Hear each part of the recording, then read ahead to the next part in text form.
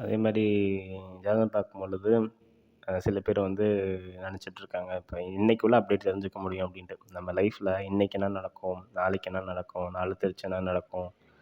இந்த அளவுக்கு அப்டேட்டடான ஜாதகத்தில் தெரிஞ்சுக்க முடியாது.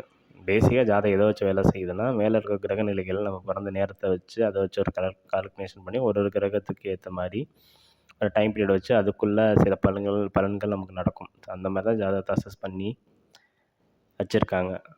ஸோ, அதுக்குள்ள வந்து எனக்கு சும்மா கேட்கணும்னா நீங்க எது வேணாலும் கேட்க முடியும்ல.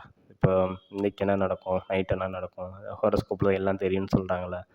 ஸோ, அத பார்த்து சொல்லுங்க அப்படின்னு சொன்னோம்னா, அதெல்லாம் அந்த அளவுக்கு டீட்டெயிலா மைன்யூட்டாலாம் நம்ம அசஸ் பண்ணலாம் முடியாதுங்க ஹோரோஸ்கோப்ல. மேபி நான் அந்த அளவுக்கு டீட்டெயில்டா முடியாது நான் நம்புறேன். சில பேர் பார்த்து சொல்றாங்களா அது எனக்கு தெரியல. ஸோ,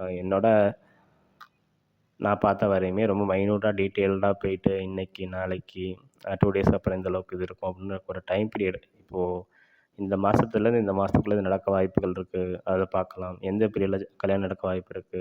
எப்போ வேலை கிடைக்க வாய்ப்பு இருக்கு? இந்த மாரி பார்க்கலாமே தவிர, அதுக்குள்ள மைன்யூட்டா வந்து டீட்டெயில்டா ஹோரோஸ்கோப்ல எல்லாமே தெரியும்ல அப்படின்லாம் அது கிடையாது. அந்தந்த டைம்க்குள்ள இது நடக்கும். அத தான் நம்ம அசஸ் பண்ண முடியுங்க.